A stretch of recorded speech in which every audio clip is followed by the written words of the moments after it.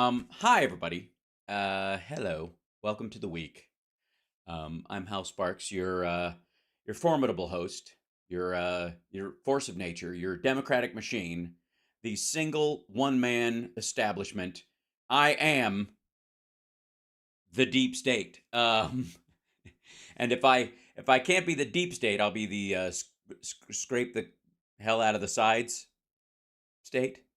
Um, Tara Dublin's going to be joining us in the second hour, or I would just be doing 1 hour this morning because my Uncle Dave passed last night at 3 a.m. So got some text messages in the middle of the night and just spoke to my mom and my aunt and a couple of my cousins and the other ones that aren't, that are doing life stuff, having to go to work, all that kind of stuff. Um, are won't be reachable till later because of the time difference and all that. um I've got a day of family business. I will have a show this afternoon, and it will be, cheery and full of life, fear not. I To be completely frank about this, uh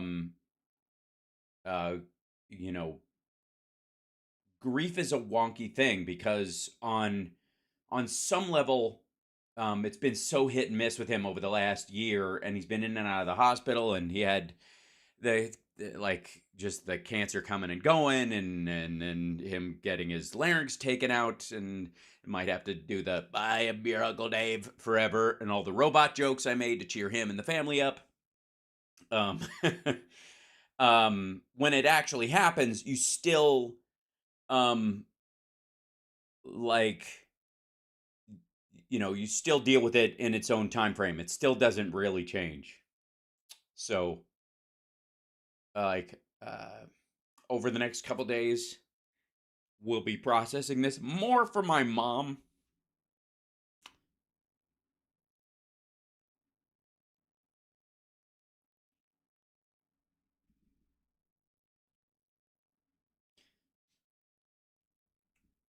Yeah, if I'm, really honest about the feelings about it, it's,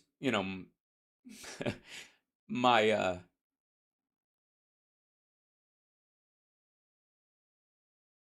this is my uncle was the last of my mom's siblings.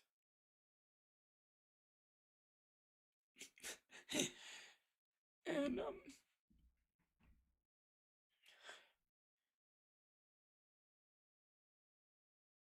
I just I feel for her right now.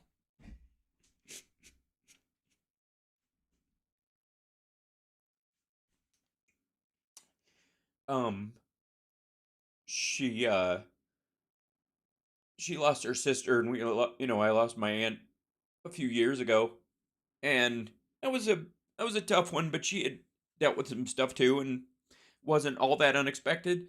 And the same thing with my uncle. He'd been fighting stuff for a while,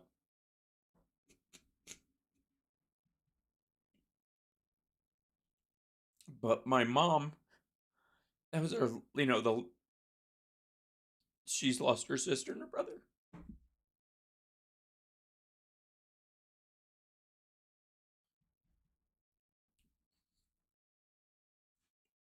So I think, you know my where this is hitting me emotionally is for her, and my aunt, and obviously my cousins, because they lost their dad. And when these, you don't get to skip these things in life. When these things happen, I uh I have a tendency, and this is maybe my focus on this, but the person who is dead, I have my own beliefs, and you can have your own beliefs about this. That I'm pretty sure, he's some spiritual or mechanical version of unplugging from the matrix right now and waking up as a 12-year-old in a giant school where you learn to be a human being. And he's gonna be fine. It's the people you leave behind and how they're affected. And I just, you know, I hurt for that hurt. That makes sense. So that's how I'm gonna be processing this over the next couple days as my mom deals with this, burying her brother.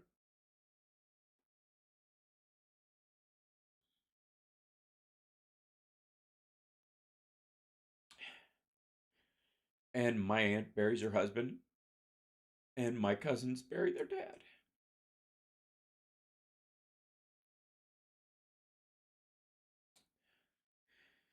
And I'll miss my uncle, though indeed he was an ornery son of a bitch.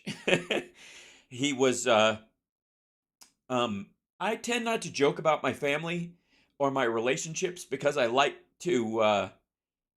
um, I like to, um, give people the space to make mistakes while they're alive.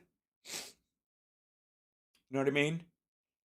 Um, and I like to keep my relationships. So you'll notice I've never really done any jokes about my even exes because, to be completely frank, I still love anybody I've ever loved. Um, it's just how I feel about it. It turns into a different kind of love if you're no longer romantically in love. But even if it was, even if a breakup was acrimonious or difficult or painful, it still doesn't negate what feeling was there when it existed. And, um, you know, I think we all, in many ways, love our relatives, sort of warts and all, because they kind of represent to us, maybe because they're blood relatives, and it gives us a direct reflection on our own failings and the like. That there's a it's like a reflecting pool where you can look into your own goodness and your own shortcomings and your own distractions and your own priorities, and see that imperfection and still love it. um and our love of our relatives. I gotta get a tissue. Hold on.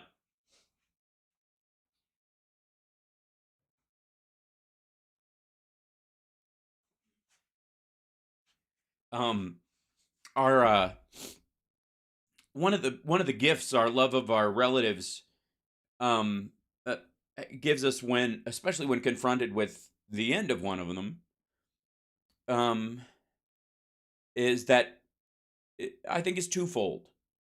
One is our own personal forgiveness of ourselves as we try to focus on the best parts of them, um and the disagreements, or and I really didn't have any problem with my Uncle David. I loved him dearly. It's not this isn't an acrimonious kind of thing. We didn't fight over Thanksgiving dinner kind of stuff. It was always, lovely. He was crotchety, but never mean, never, um, less than a man, in my presence.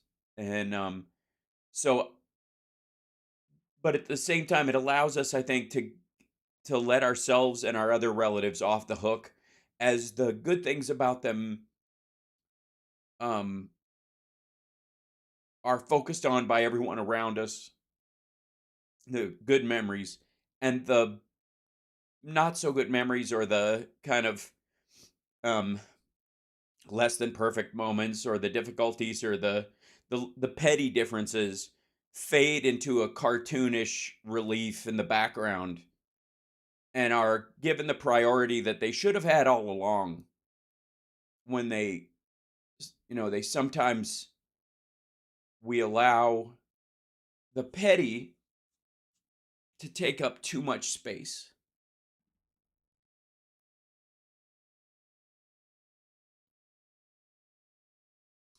Um,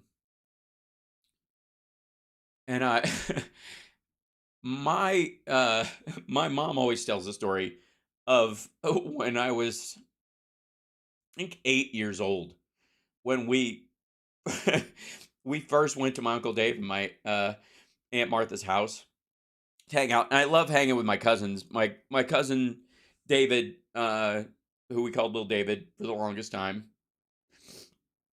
and now he's Big Dave. He's now that. Um, I loved hanging out with him and my other cousin Mindy, and we.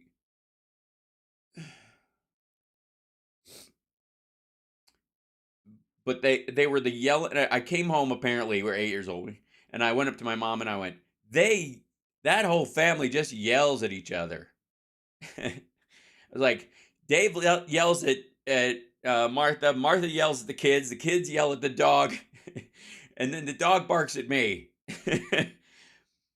Because they were just a loud family. And my family, my mom, my dad, me, my sister, like 3 out of 4 of us are Libras. So we're all even keel. I can only remember maybe 2 times when my dad actually had to raise his voice to me in my entire life, or where we had like that level of difficulty between us.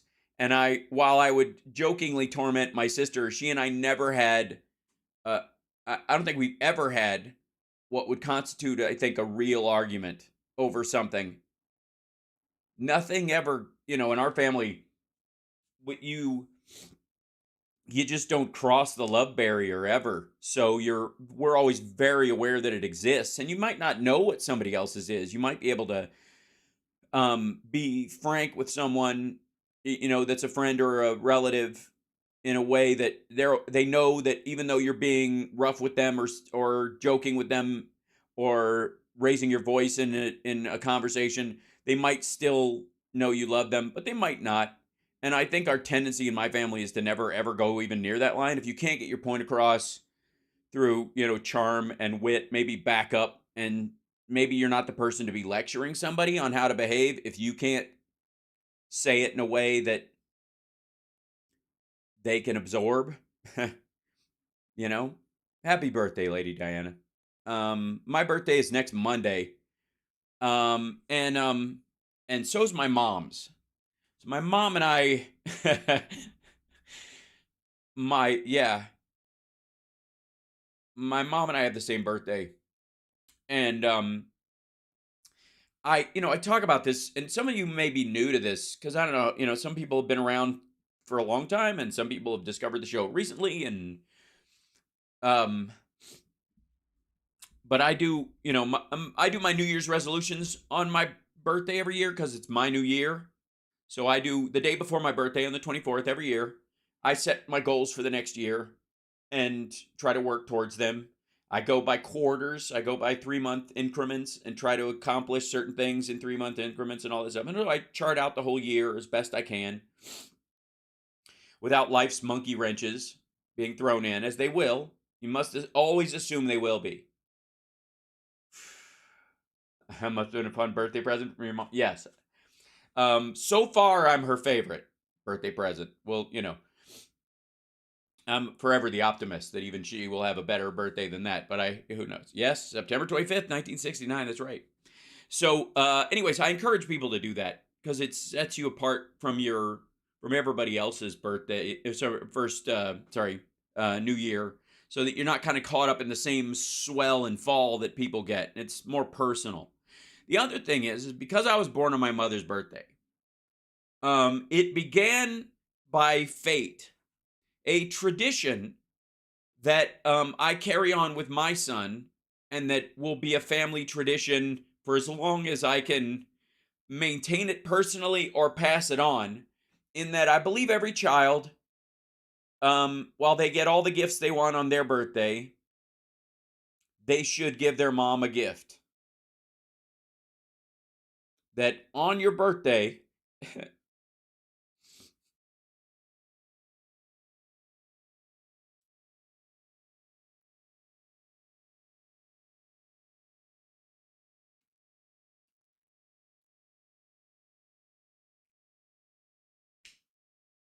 Get your mom something. She she did all the work that day. Now, if you're really weird and you want, you know, give your dad a small gift 9 months earlier. You know, nothing big. A gift card should be enough. Something, you know.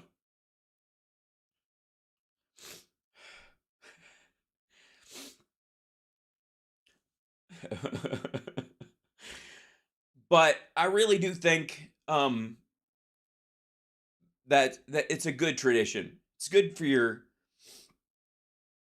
kids, especially if you have a boy. But you know, and it's a good tradition. I think if you have a daughter, especially during the rough years when they're teenagers, if your daughter has that day to look forward to, specifically on her own birthday, where she also recognizes um, her value and her, and the value of her life.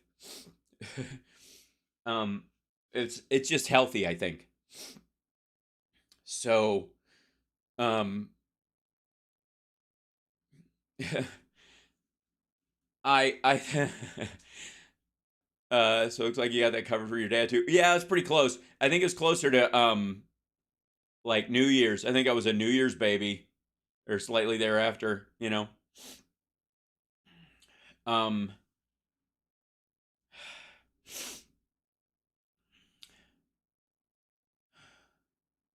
yeah. So I just recommend that. So next Monday, it's and I fell into that. I can't take credit for coming up with it. It's just kind of like I said, a freak of nature. But I believe also that it's a good habit to have. Um, Thanks, Lat Briggs. Appreciate it. And thanks, you guys. I'm thanks for watching. Yeah, Tara, if you don't mind, I'll reschedule. Because I have some. Uh, oh, thanks, James. Um, I um, I got a lot of conversations with relatives to have today, and um, they've got a range. My uncle is a vet, so they're gonna, they're arranging with getting him into a veteran cemetery, and it might take time, might take 2 weeks. And if so, I can make it to the funeral because I this weekend I'm going to DC because I'm doing that fundraiser, and then I've got shows the following week, and such is the life of the man on the road. Um, Jabbermocky in the chat room. Yes, we absolutely can, and we will this afternoon. As a matter of fact, I will deal with that later on today. But if you guys, if it's okay, boss, I need some personal hours, and I'll see you guys at 3 my time for the regular show because we got a lot to cover. And I guarantee I will be my chipper self, not because I'm denying how I feel or any of that kind of stuff, but because I will process it in due time and celebrate the life that's around me. And that includes you.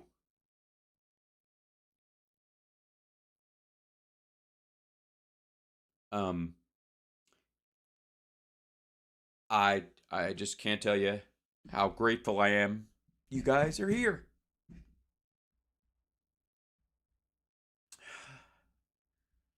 And yeah. So thanks, guys. And I will see you this afternoon. Take care of yourself. Take care of somebody else. And if there's somebody, we did this all during COVID, but if there's somebody in your, uh, right at the edge of your friend circle that maybe fades in and out or comes and goes, um, maybe today's one of those days to just Text them.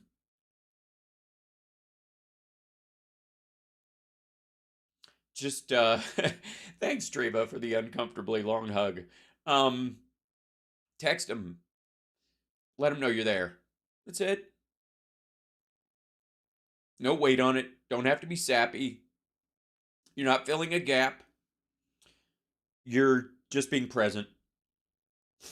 Let them know you're there. You know, it's enough. And you have no idea how much lift it will give someone. You can't possibly. Except for when someone else in this chat might do it to you. I hope so. But yeah. At the very least, I appreciate you being here. I appreciate your time. I appreciate the trust you guys put in me, and I don't take it for granted. And I also, in my clowning and joking about these issues, is not me taking an inserious view of them. It is because I view it as life is incredibly serious, and and that's why it deserves humor. That's why it deserves light and lift and joy in every possible situation, that every burden can be lifted with smiles and jokes and all that, every single one. And I live my life that way, and I hope that whenever you go through one of these moments like I'm doing, you have, if you tune in the middle of it, I can do my part to just remind you that we're all alive in this moment, and that life is more than just a beating heart.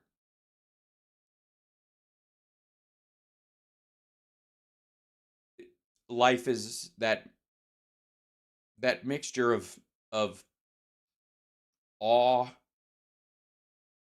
and steadfastness and absurdity and beauty, and it's like a giant pinwheel that we all spin. And I will say I am often panicked by the beauty of life, and you guys are no small part of that.